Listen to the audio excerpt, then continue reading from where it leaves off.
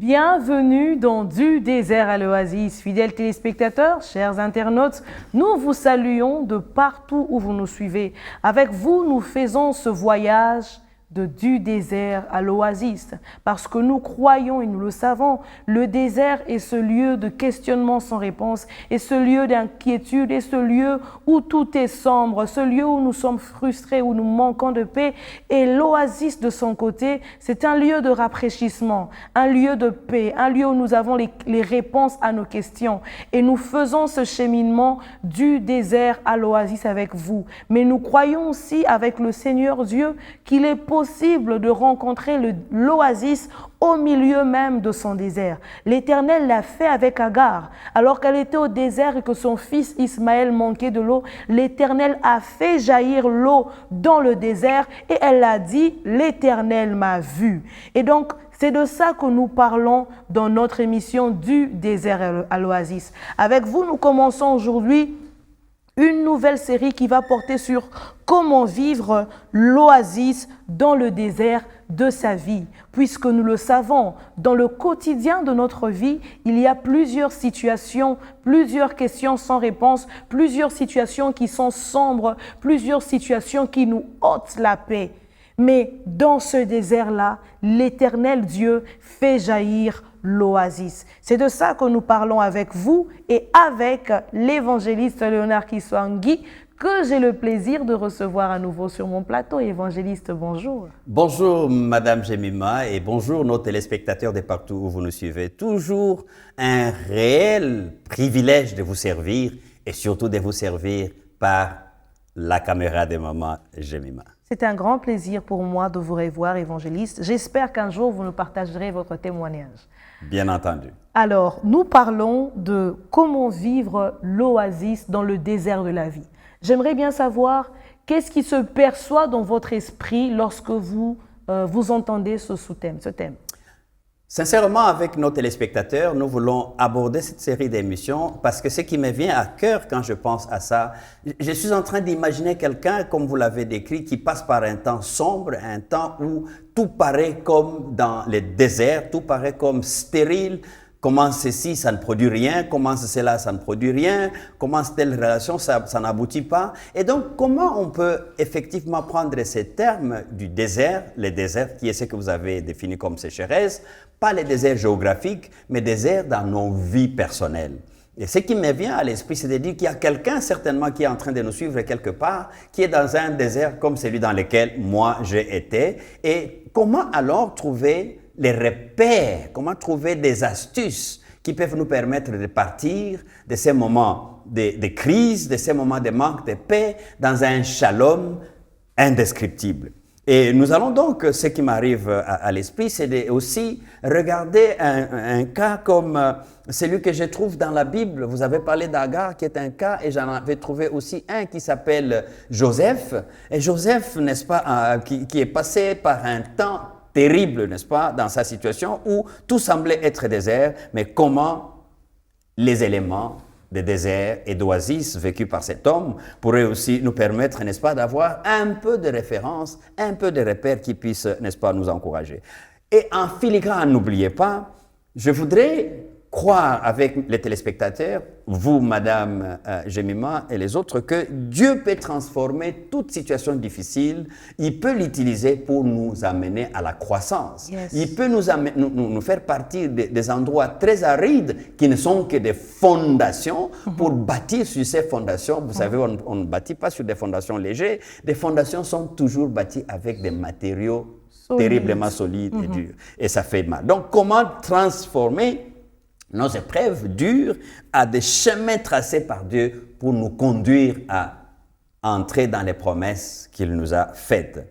Et ce qui m'arrive encore à l'esprit, Madame Jemima, quand vous me posez la question, c'est de voir un peu des gens comme Jérémie, n'est-ce pas, le prophète Jérémie, qui nous encourage ici en disant « Dieu a des projets pour chacun de nous.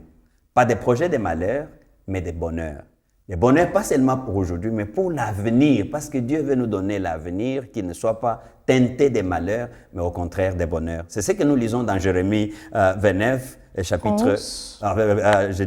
Jérémie chapitre 29, verset 11. Vous pouvez lire ça, ça va vous encourager énormément. Donc c'est ça, Madame Jemima, que j'ai à cœur quand je pense à cette suite d'émissions sur comment trouver son oasis dans les déserts. Que le nom du Seigneur soit béni.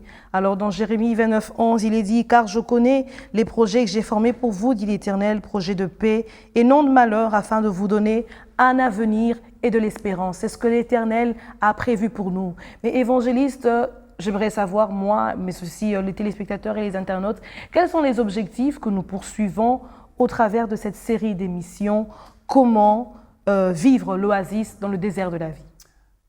Une question fondamentale, vous vous la posez aussi. À quoi est-ce que cette émission va m'aider? Cette émission poursuit quelques objectifs essentiels. Peut-être que ça va rencontrer votre recherche de la solution. Nous voulons, dans ce cadre de ces émissions, d'abord, ne pas oublier qu'à travers toutes nos émissions, nous visons la transformation. Ça, c'est l'objectif ultime. Nous voulons vous encourager à voir votre situation actuelle difficile comme étant un passage, mais que ce passage-là ne vous amène pas en arrière, que ça vous amène plutôt à l'endroit où vous vivez ce qui est de meilleur pour vous. Donc, dans cette émission, entre autres objectifs, nous voulons vous accompagner. Nous voulons accompagner quelqu'un qui est dans son coin où il croit qu'il n'y a plus rien qui puisse se produire des biens pour lui. Nous voulons l'accompagner. C'est-à-dire que nous voulons vous écouter.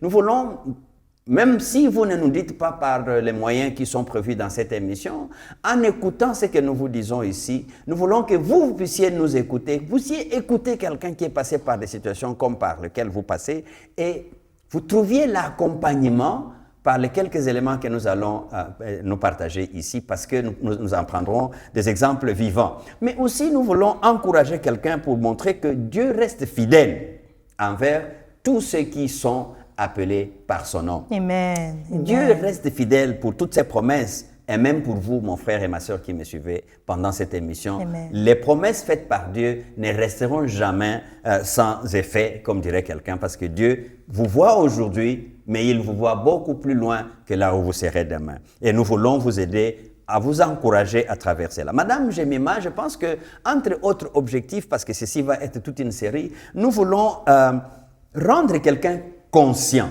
Vous savez, vous le disiez, Madame Jemima, dans l'introduction, personne d'entre nous ne peut dire que dans la vie, tout est comme rose. Sur les roulettes, est rose. Non. Dans la vie, nous avons des moments de haut et les moments de bas. Souvent, les moments de bas représentent les déserts. Justement. Et votre désert, vous risquez de ne pas en être conscient si vous ne pouvez pas vous imaginer qu'il y a un repère pour vous en sortir. Nous voulons vous rendre conscient qu'il y a plusieurs événements autour de nous. Ces événements-là peuvent se transformer en désert pour vous, mais attention, ce n'est pas la fin. Il y a toujours l'oasis à côté de ce qui s'appelle désert. Nous voulons aussi, au travers de cette émission, Madame Jemima, établir des relations responsables.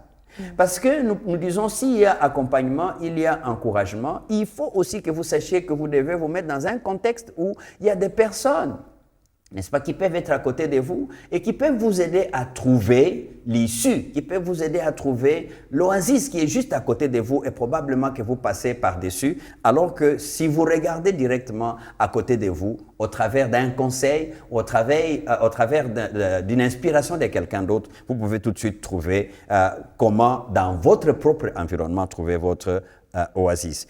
Et en fin de compte, Madame Jemima, ou en fin de la petite liste qui n'est pas exhaustive, nous voulons amener les uns et les autres à atteindre un temps de résilience. Et nous vivons justement un temps où nous sommes tellement plongés dans les choses qui nous donnent le désespoir, qui ne nous donnent pas les moments de trouver la vie comme si au-delà, derrière les rideaux de ce que nous vivons aujourd'hui, nous voulons dire à quelqu'un, il y a moyen de trouver la résilience et continuer la vie telle que le Seigneur l'a promis pour vous. Justement, et vous l'avez dit qu'il y a dans la vie de chaque homme des saisons de la vie. Donc que nous puissions le vouloir ou pas, il y a les épreuves, il y a les déserts qui interviennent. Et je le vois même avec la vie de notre Seigneur Jésus, si lui, le Fils de Dieu qui est lui-même Dieu, a vécu les déserts dans sa vie, dans son parcours, à bien plus forte raison nous. Mais j'aimerais savoir, évangéliste et moi, mais aussi les téléspectateurs et les internautes, comment est-ce que quelqu'un se sentira encouragé en suivant cette émission? Très bien, parce que nous allons donner des cas concrets pratique, vécue dans notre environnement qui peut faire écho dans l'environnement dans lequel vous êtes. Déjà, vous parlez de l'exemple de notre Seigneur et Sauveur Jésus-Christ. Il a vécu ici sur la terre et c'était pour nous donner l'exemple de ces moments-là de désert et des oasis qu'il a pu trouver. Nous aurons aussi des exemples comme de Joseph, par exemple, dans sa famille. Joseph qui était Joseph qui était dans un moment très difficile dans sa vie, mais il va retrouver Potiphar pour ne parler que de comment on peut trouver, n'est-ce pas, son oasis, parce que Potiphar a dû servir de quelqu'un qui a accompagné ou qui a même tenu une relation responsable avec Joseph pour que Joseph en arrive à trouver ce qu'il a trouvé. Donc l'histoire de Joseph va nous servir comme de base, de sous-bassement pour voir les différents moments, les différents épisodes, n'est-ce pas, de vie de Joseph, pour voir par quoi est-ce que Joseph est passé, comment il a trouvé, sans fuir, mais juste là où il était. Les choses devenaient difficiles, mais Dieu faisait que là même jaillisse la lumière, jaillisse la solution, la fraîcheur que Joseph a pu trouver jusqu'à arriver à un sommet le plus élevé. Il n'y a pas que Joseph, nous avons aussi le cas d'un autre, comme on peut citer Méphibosheth. Il y a des gens qui peuvent être comme négligés, oubliés. Mais attention, cette émission, nous voulons dire que quelqu'un peut retrouver, s'il reste, s'il suit les repères que nous allons partager avec, vous pouvez vous retrouver comme Méphibosheth. Toute votre famille est oubliée, négligée, mais vous revenez, vous êtes ressortis de là pour servir, n'est-ce pas, de l'oasis, d'un repère que le Seigneur peut faire. Souvent, il y a des hommes, n'est-ce pas, qui peuvent se projeter toujours dans la vie comme étant, voilà, tout ce que j'ai, c'est les malheurs, tout ce que j'ai, c'est ce qui a du mal et tout ça. Il y a des gens aussi qui projettent des choses comme ça pour nuire à votre vie.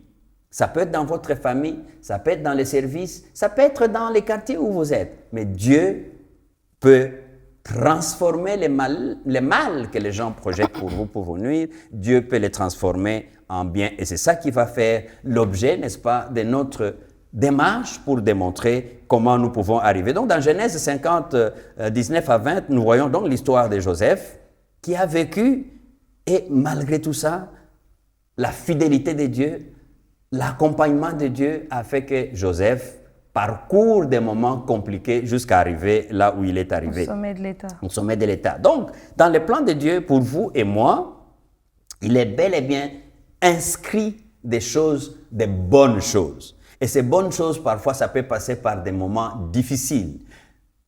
De toutes les façons, je sais que pour la plupart des choses, une belle maison que vous voyez aujourd'hui belle, elle a commencé par une pourriture parce qu'on l'a jetée dans la fondation et la fondation n'est pas toujours ce qui est au-dessus.